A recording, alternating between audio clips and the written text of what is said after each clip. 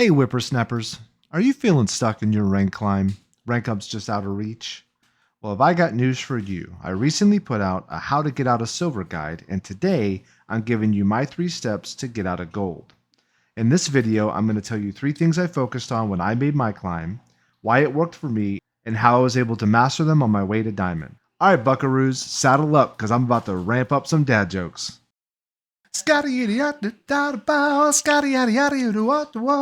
You aren't going to innovate the game in some way that no one has ever thought of before. That just isn't where we are right now. So let the best players do that for you.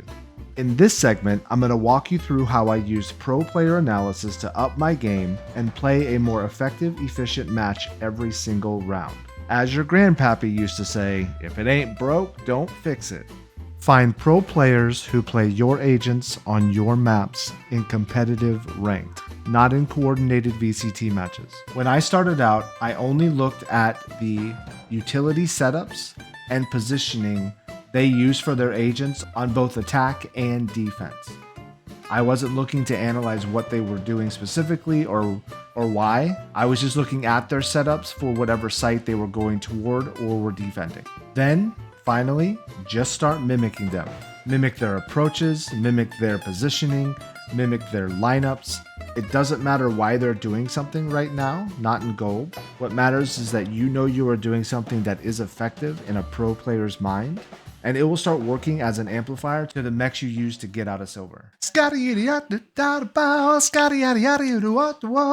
Now we can start using strategy, but only a little. Adding a little bit of macro strategy will boost the progress you've seen up to this point. In this segment, I'm going to detail the main high-level strategies I began focusing on to power my way through gold. The first is map-specific strategies, which is how they are generally played. I'm not going to go into all of them right here, but I will give a few examples.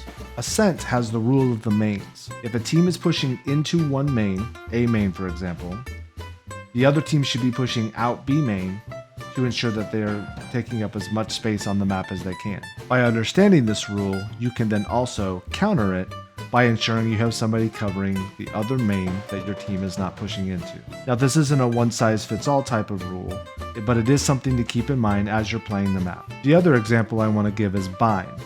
On bind, you want to control the extremities, either showers on A or B long on B. The team that controls the extremities generally has control of the map. Every map has some sort of rule of thumb.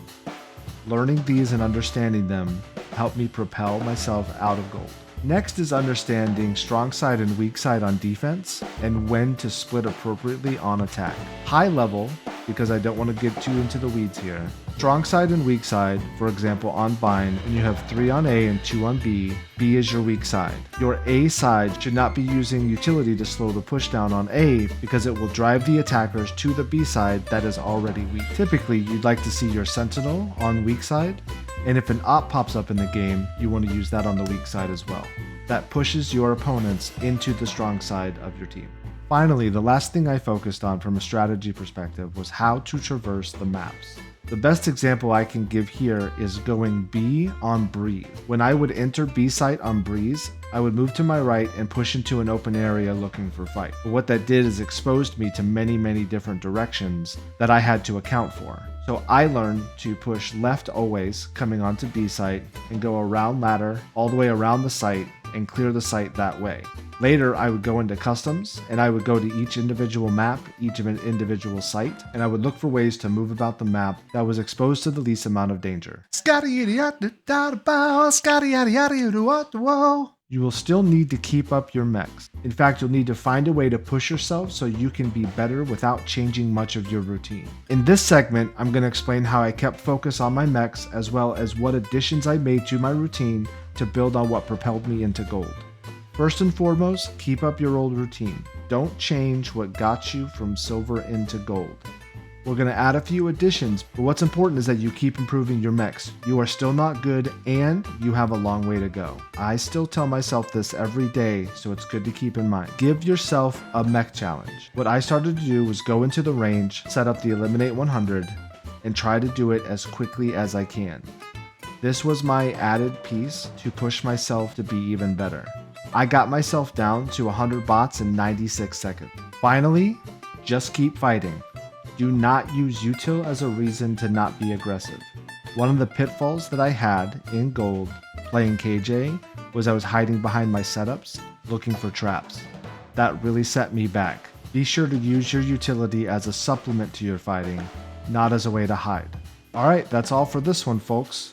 As a final note, just remember none of this matters if you don't do it every single day. You don't have to play comp every day, but you do need to be putting effort into these steps every single day when you can. Doing it some of the time will not be enough for you to improve. Alright kids, we'll see you in Plat.